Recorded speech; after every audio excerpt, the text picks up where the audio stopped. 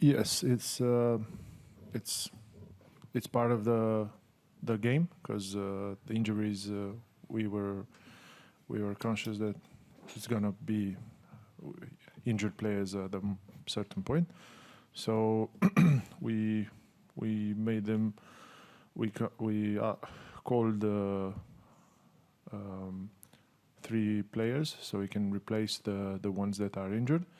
So our expectation is to integrate the group as fast as they can and to be part of the adventure because they wanted to participate the World Cup. So it's a good opportunity for them to show that they deserve to be here and to have a experience which they can build on from now on. Yes, it's difficult, but we manage it. It's part of our game. And Paul, you obviously know the opposition pretty well. What have you looked at in terms of Scotland and areas that you might be able to try and expose tomorrow? We've, obviously know them very, very well. Haven't worked for them for a while. They're not going to change the way they play. They're going to offer a quick attacking game that they're world renowned for. They want to be the quickest in the world, and they're still trying to achieve that with everything they throw at. So, we're prepared with what they're going to throw at us, and we've got a game plan of how we're going to attack them as well. So, Any more questions for the coaches? Thank you. Guys, questions to both of you. Just Paul, following up on that last answer, with Vern being very much part of the team, I mean, how invaluable is it having him with all his insight and guidance to the team for this match in particular?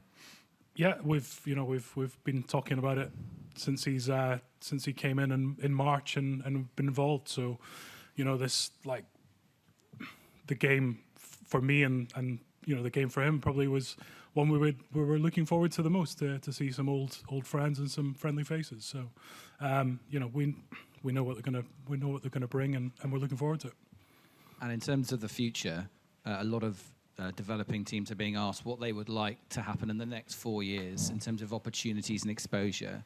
From Romania's perspective, what would you like to see happen next in terms of your ability to play against bigger, better teams? These guys getting opportunities, in the last 2 games, they've learned more in 160 minutes than we've done all year. So, getting to play the number 1, number 2, and now number 5th team in the world is, it's a great opportunity for these guys, and they've learned loads already. So, these games need to happen more and more. Thank you at the front.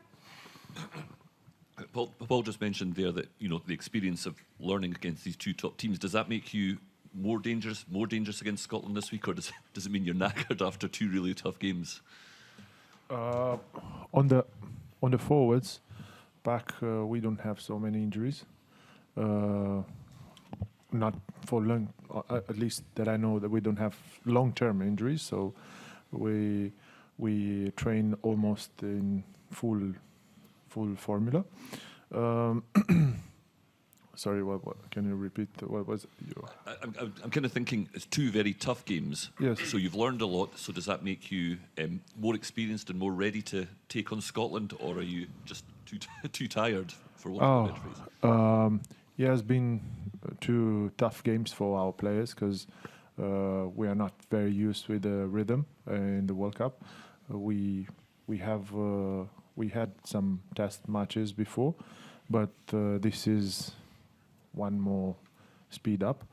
We will see. We hope we will offer a good opposition, and we'll see how it'll go, because each game is a test for us, and it's an opportunity for the players to show that they can perform at high level. Thank you. Paul, can I just ask you, we spoke to Johnny Matthews earlier in the week, who I think you worked with at Burymuir. Yeah. It must be a kind of bizarre situation that you're kind of encountering a guy that you coached club level 6 years ago now in this environment. Yeah, it's. I sent him a text yesterday when the team was named, and I said, I'm really looking forward to seeing you and catching up, and absolute delight for him from a personal point of view. To get that opportunity, it's. I thought he might have made the initial squad just with his performances for Glasgow this year and over the last couple of years. Absolute delight from a personal point of view for him. So looking forward to catching up with him afterwards. Thank you. Just on the right here, and we are joined by our players Alexandru and Jason. Si vous permettez, j'ai posé ma question en français, parce que mon anglais est très mauvais. J'ai deux questions. La première, vous disputez vos 2 derniers matchs ici à Lille. Je crois que vous allez rester ici à Lille plutôt que repartir à Libourne. Alors, pour quelles raisons? Et est-ce que vous êtes satisfait des conditions de travail que vous avez ici?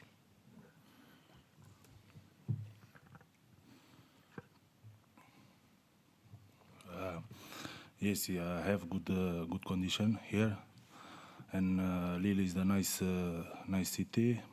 The team is good. You want to play this game very good, and you want to don't play individual players. You want to play at team.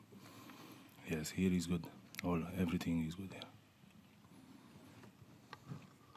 Thank you.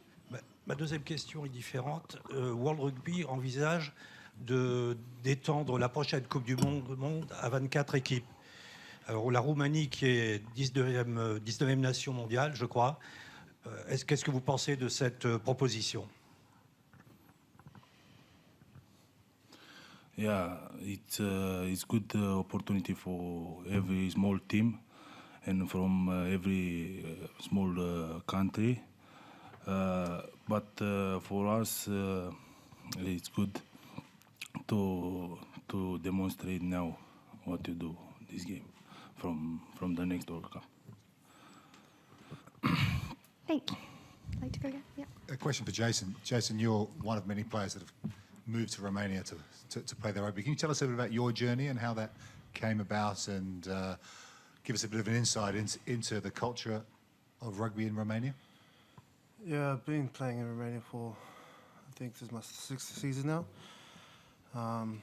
When I first came to Romania, I didn't have any thoughts of playing for the national team. 3 years went past so fast and got the opportunity to play. Romania is a beautiful place. I call it my second home now. It's my wife and child, we all live there now. So, it's been a blessing in disguise, I guess. So, I'm very, very blessed and honoured to don the jersey. Thank you. Any more questions from the floor? Yeah, just at the front. Yeah, just another question for Jason, really. It was obviously an incredibly difficult start to the tournament with the 2 games against Ireland and South Africa, but when you guys were planning for the World Cup, did you look at the games against Scotland and Tonga as the games where ultimately you could try and be more competitive? Yeah, for sure. First 2 games, really is going to be really physical. A good test for us, good challenge for us boys, A lot of our boys are, this is our first World Cup here. We have a young team. And, just to verse the number 1 in the rating champs is also another, great challenge for us too. And, of course, we've been watching Tonga and Scotland. Each game we want to improve on our craft and try and better ourselves. Thank you. Over to the left. Yeah, and Mikhail, I've just been reminded by your media manager that you scored a try against Scotland in 2011 at the Rugby World Cup. Are you able to impart any of those memories to motivate the team for tomorrow? Yeah, it was my debut at the World Cup, my first time when I played a game.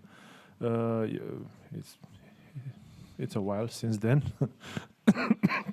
No. I'm nervous. Have emotion. So, yeah, I would like to give my enthusiasm to the players, and it's just a memory. It's up to them to show what they can do on the pitch and make us proud. Thank you. Any more questions from the floor? No, we will end there. Thank you very much, everybody.